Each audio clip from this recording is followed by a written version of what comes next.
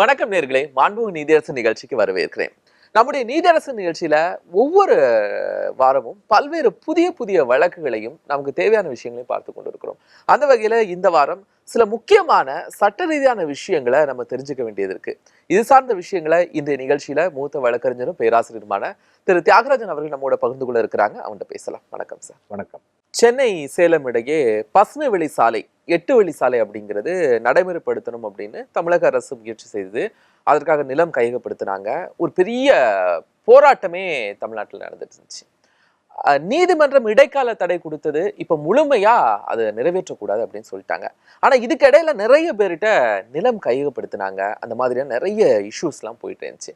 இப்போ சட்ட ரீதியா இந்த பிரச்சனைய எப்படி சமாளிப்பாங்க நிலம் கையகப்படுத்தின நபர்கிட்ட இருந்து? தமிழக அரசு மத்திய அரசுக்கு ஒரு வேண்டுகோள் விடுக்கிறது. ஐயா, நாங்கள் ரொம்ப கஷ்டத்தில் இருக்கிறோம், எங்களுக்கு இந்த போக்குவரத்து சரிப்படல, இன்னும் கொஞ்சம் பெரிதாக விரிவாக்கம் செய்ய வேண்டும், national highways authority of India அப்படின்றதுக்கு இவங்க ஒரு ஒரு ரெப்ரசன்டேஷன் கொடுக்குறாங்க. இந்த ரெப்ரசன்டேஷன் பார்த்த உடனே கட்கரி, என்னப்பா இதெல்லாம் கேட்டுருக்க, வச்சுக்கோ அப்படின்னு சொல்லிட்டு ஒரு 10,000 கோடி ரூபாய் உங்களுக்காக ஒதுக்குகிறேன்னு ஒதுக்குறாங்க. இப்போ லேண்டு அக்யூசிஷன் பண்ணணும். 8 வழி சாலை என்பது எவ்வளோ லேண்டு அப்படின்னு பார்த்தோம்னா ஏறக்குறைய 1900 ஹெக்டேர்ஸ் இன்டூ 2.25 ஏக்கர்ஸ் அப்படி வச்சுங்களேன். 2000 ஏறக்குறைய 5000 ஏக்கர்ஸு தேவைப்படுது. அது நம்ம இருக்குது.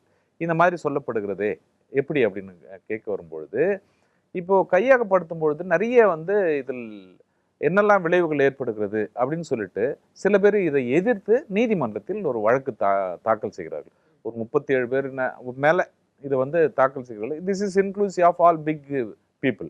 அதாவது யாரெல்லாம் தமிழக அரசுக்கு எதிராக இருப்பவர்கள் யார் இருக்காங்களோ எல்லாருமே இதுக்கு எதிர்க்காக இருக்காங்க. சூரிய பிரகாசன் ஒரு அட்வொகேட் மூலமாக தான் இதெல்லாம் போடப்படுகிறது. அன்புமணி ராமதாஸ் இருக்கார், ஸ்டாலின் இருக்கார், நிறைய பேர் இருக்காங்க. ஸோ இந்த மாதிரி போடப்பட்ட பிறகு இது அலசி ஆராயுது. அந்த பெஞ்ச் ஒரு டிவிஷன் பெஞ்சுக்கு போகுது. Comprised of justice T S Sivagnanam and madam Bhavani Subbarayan judge. இவங்க 2 பேருக்கு இதுக்கு போகுது. அவங்க ரொம்ப தீவிரமாக இதை ஆராய்ச்சி பார்த்துடுறாங்க. இதை பற்றி ஒரு தெளிவு வேண்டுமே, அதுக்கு ஒரு ரிப்போர்ட் கொடுங்களேன் அப்படின்னு கேட்குறாங்க. அந்த இன்ஃப்ரா ஃபீட்பேக்னு சொல்லி ஒரு அத்தாரிட்டி, அது ஒரு சொல்யூஷன் கொடுக்கக்கூடிய ஒரு அத்தாரிட்டின்னு வச்சுங்களேன். அவங்க என்ன பண்ணாங்க, ஒரு 60 நாளில் கடகடான்னு அதெல்லாம் எழுதி கையில் கொடுத்துட்டாங்க. ஜட்ஜஸ் பார்த்து ரொம்ப ஒரு வியந்து விட்டார்கள். என்னப்பா அது, ஒரு விவரமும் இல்லாமல் 60 நாளில் இவ்வளோ டீட்டெயில்ஸ்லாம் இப்படி செய்யலாம் அப்படி செய்யலாம்னு சொல்கிறது ஏற்றுக்கொள்ளவே முடியாது. நீங்கள் பார்க்கவே இல்லையே எவ்வளோ தூரம் என்ன இருக்குது அப்படின்னு சொல்லிட்டு அதை ஒப்புக்கொள்ளவே இல்லை. அந்த ரிப்போர்ட்டை இன்ஃப்ரா ஃபீட்பேக் ரிப்போர்ட்டை ஒத்துக்கலை. ஏன்னு சொன்னால், இந்த கருத்து திருட்டு அப்படின்னு ஒன்று இருக்குல்ல, இங்கிலீஷில் பிளாஜியரிசம் அப்படின்னு சொல்லுவாங்க. எதுக்கோ ஒன்று போட்டதுக்கு எதுக்கோ ஒன்று யூஸ் பண்ணிடுறாங்க அப்படின்னு சொல்கிற மாதிரி. ஆக்சுவலி இந்த இன்ஃப்ரா ஃபீட்பேக் சென்னை டு மதுரைக்கு போட வேண்டிய ரோடை பற்றி பேசப்பட்டுள்ளது. அப்புறம் டக்குன்னு கட் பண்ணி சென்னை டு சேலம் அப்படின்னு சொல்லி கொண்டு வராங்க. இது ஏற்றுக்கொள்ளவே முடியாது. இது இட்ஸ் அண்ட் பட்ஸ் என்னவோ இருக்கோ, ப்ரோஸ் அண்ட் கான்ஸ் எதுவுமே தெளிவாகவே இல்லை இதில் அப்படின்னா ஏற்றுக்கொள்ள முடியாது அப்படின்னு அந்த அறிக்கை சொல்லுது. இதெல்லாம் அறிக்கை ஃபென்டாஸ்டிக் சூப்பராக இருக்குன்னு நீங்கள் போகலாம் அப்படின்னு சொல்லுது. ஆனால் அதில் சில கேள்விகள்லாம் எழுப்பும் பொழுது அதனால பதில் சொல்ல முடியல. இப்போ உதாரணமாக இதில் என்னெல்லாம் குறைபாடுகள் இருக்கிறது அப்படின்னு சொன்னால், எதற்காக உடனடியாக இந்த 8 வழி சாலை, ஆல்ரெடி ஒரு 6 வழி சாலையோ என்னமோ இருக்க, அதை விட்டுட்டு இந்த பக்கம் தனியாக போட வேண்டிய அவசியம் என்ன? அந்த பணம் எப்படி செலவிடப்பட வேண்டும் என்பதை பற்றி ஒரு தெளிவில்லை. உடனடியாக எந்த பிளானுமே இல்லாமல் இந்த தொடக்கம் செய்வது சரியானதா அப்படின்னு கேட்கப்படுகிறது. அப்புறம் எத்தனை விவசாயிகள் நிலங்கள் கையகப்படுத்தப்படுகிறது, எவ்வளவு பாதிக்கப்படுறாங்க, வாழ்வாதாரம் பாதிக்கப்படுது. அது மாத்திரம் இல்லாமல் வனச்சாலைகள், இப்போ ஒரு ரோடு இருக்குது, ஒரு மலை இருக்குது, அந்த மலையை நீங்கள் 2ஆ பொளந்து எடுத்துன்னு போயிட்டீங்கன்னா ஒன்றுமே இல்லாமல் போயிடாது. சுற்றுச்சூழல் பாதிக்கப்படுது, வனம் சிதைகிறதுக்கான வனப்பகுதிகள் நிச்சயமாக பாதிக்கப்படுகிறது. அதை கட்டுறதுக்கு எத்தனையோ பேர் எவ்வளோ காலங்கள், எத்தனையோ 100 ஆண்டுகள்லாம் ஆகுது அந்த மலை உருவாவதற்கு அல்லது ஒரு காடு உருவாவதற்குன்னா. டக்குன்னு ஒரு புல்டோசரை வச்சு அடிச்சுட்டு போகிறது சரியில்லையே அப்படின்னு சொல்லிட்டு. ஸோ நிலங்கள் கையகப்படுத்தப்படுவது, பொதுமக்கள் பாதிக்கப்படுகிறார்கள், விவசாயிகள் பாதிக்கப்படுகிறார்கள், அப்புறம் வனப்பகுதிகள் பாதிக்கப்படுகிறது. இயற்கை சமநிலையும் யோசிக்கிறாங்க. இயற்கை ஜியோ அந்த இதுவும் நிறையவே இருக்கு. இதனால எவ்வளோ பொல்யூஷன்ஸ் இருக்குமோ என்னமோ அப்படின்றத பற்றி பெருசாக சொல்லப்படல. ப்ளஸ் விலங்குகள் விலங்குகள் வந்து இப்போ ஏறக்குறைய எல்லாம் அந்த பொள்ளாச்சி எல்லாம் அந்த பார்க்குறோம்ல, அந்த மாதிரி விஷயங்கள்லாம் பார்க்குறோம். அது நிறைய யானை வெளியில் வந்துடுதுன்ற மாதிரி. ஸோ விலங்குகள் வந்து கிராமத்துக்குள்ளே வந்துடும், நீர் பற்றாக்குறை ஏற்படும்.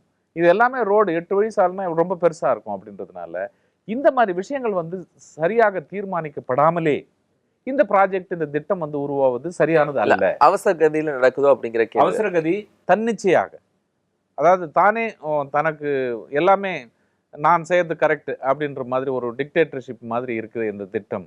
அதனால தன்னிச்சையாக ஒரு ஏற்பாடு இல்லாமல், மற்றவர்கள் என்ன கஷ்டம் இருக்கு, என்ன நஷ்டம் இருக்கு, இதனால் பாதிப்பு என்ன, சூழ்நிலை என்ன, எப்படி பாதிக்கப்படுகிறது என்ற விஷயங்கள்லாம் சரியாக தொகுக்கப்படாமல் இந்த திட்டம் தொடங்குவது சரியாக இருக்காது. அது மாத்திரம் இல்லை, இங்கிருந்து எல்லா விவசாயிகளும் எல்லா வியாபாரிகளும் இதன் மூலமாக பயன்படுவார்கள் அப்படின்றது கவர்மெண்ட்டுடைய ஸ்டேட்மெண்ட்டாக இருந்திருக்கிறது.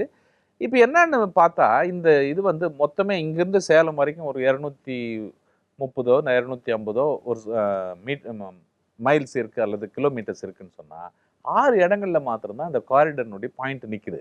ஸோ அதே அப்புறம் கிராமத்தில் இருக்கிறவங்க எப்படி பயன்பட முடியும் என்பதையும் சேர்த்து அவங்க வந்து கருத்தில் கொண்டு இது வந்து இது சரியல்ல அப்படின்னு சொல்றாங்க. அது மாத்திரம் இல்லாமல் 2 வாரத்திற்குள்ளாக யாருடைய சொத்தோ அவரவர்களுக்கே திருப்பி அளிக்கப்பட வேண்டும். ரெவென்யூ ரெக்கார்டு மூலமாக, ரெவென்யூ டிபார்ட்மெண்ட், கலெக்டர், வருவாய்த்துறை அமௌண்ட் இல்ல அவங்கவுங்களுக்கு திரும்பி ரீட்ரான்ஸ்ஃபர் டு ஒரிஜினல் ஓனர்ஸ் அப்படின்னு சொல்லப்படுகிறது.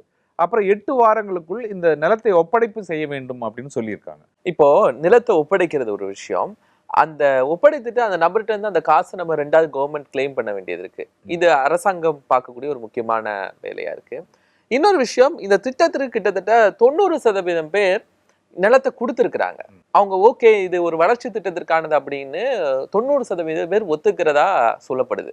அப்போ இதுல ஒரு 10%த்திற்கான பிரச்சனை தானே இது. இன்னொரு விஷயம், ஒரு கேள்வி, எப்பவுமே அரசாங்கம் ஒரு வளர்ச்சி திட்டத்திற்காக பணிகளை நிலத்தை கையகப்படுத்துதுன்னா அதை மறுக்கக்கூடிய அதிகாரமோ இல்ல தடுத்து நிறுத்தக்கூடிய அதிகாரமோ நீதிமன்றத்துக்கு இருக்கா? இல்லை, இது பாலிசி மேட்டர்ஸ் அப்படின்னு சொல்றதுனால எல்லாமே நீதிமன்றத்துக்கு வந்து எடுக்க முடியாது. ஒரு பாலிசி, ஒரு அரசு வந்து ஒரு திட்டத்தை அமுல்படுத்த நினைக்கிறது என்றால் நீதிமன்றம் வந்து தடுக்க முடியாது. ஆனா அந்த பாலிசி எடுத்த விதம் சரியாக இல்லை. அதான் நாம சொன்னோமே, தன்னிச்சையாக செயல்படுவது, அவசர கதியாக செயல்படுவது, திட்டங்களுக்கு என்ன பாதுகாப்பு வேண்டும் என்பது சொல்லப்படவில்லை, யார் யார் இதன் மூலம் பயன்பெறுகிறார்கள், பயன்பட போகிறார்கள் என்பது சொல்லப்படவில்லை. இது எவ்வளவு தூரம் இது இந்த ப்ராஜெக்ட் வந்து பொதுமக்களுக்கோ வியாபாரிகளுக்கோ சாதாரண மக்களுக்கோ பயன்படும் என்பதை தெளிவாக விவரிக்கவில்லை. அது மாத்திரம் இல்லாமல் சென்னை டு மதுரை இருக்கிறத வந்து சென்னை டு சேலம் ஃபிட் அப்படின்னு சொல்லி இன்ஃப்ரா அதனுடைய இது சொல்வது சரியாக இருக்க முடியாது அப்படின்றதெல்லாம் உட்கொண்டு தான், கருத்தில் கொண்டு தான் இந்த இதை வந்து ஜுடிஷியல் ரிவ்யூ அப்படின்னு சொல்கிறோம் இல்லையா, அது நீதிமன்றத்துக்கு உட்பட்டு இது சரிதானா, மக்களுக்கு பயன்படுமா என்பதை நீதிமன்றம் நிச்சயமாக தெளிவாக்க வேண்டும். அதனால தான் இது வந்து நீக்கரவு செய்யப்பட்டுள்ளது. ஸோ அதனால் இப்போ கொடுத்திருப்பது பாலிசி மேட்டராக இருந்தாலும் பாலிசி மேட்டரில் இருக்கக்கூடிய குறைகள் இருப்பதால் அந்த பாலிசி தவறு என்று சொல்கிறோம். சரி சார், இப்போ இதில் மத்திய அரசாங்கத்தினுடைய நிதி இருக்கு. அப்போ ஒரு மத்திய அரசாங்கத்தினுடைய ஒரு செயல் திட்டத்தை ஒரு மாநில அளவில் உயரதிகாரம் பெற்றிருக்கிற ஒரு நீதிமன்றம் தடுத்து நிறுத்துறதுக்கான வாய்ப்பு இருக்கு சார்? எதுவாக இருந்தாலும் நீதிமன்றத்துக்கு உட்பட்டு தானே சார் இருக்க முடியும். எந்த ஒரு சட்டங்கள் இயற்றினாலும் கூட அந்த சட்டம் சரியா இல்லையா அப்படின்னு சொல்றதை வந்து வரையறுத்தல் வந்து நீதிமன்றம் தானே செய்கிறது. அதனால மத்திய அரசாக இருந்தாலும் மாநில அரசாக இருந்தாலும் அது மக்களுக்கு உதவாத ஒரு திட்டமாக இருக்குமானால் அந்த திட்டத்தை புறக்கணிப்பதற்கு எல்லா உரிமையும் வந்து சட்டத்திற்கு இருக்கிறது, நீதிமன்றங்களுக்கு இருக்கிறது என்பதுதான் இதன் மூலம் தெளிவுபடுத்தப்படுகிறது.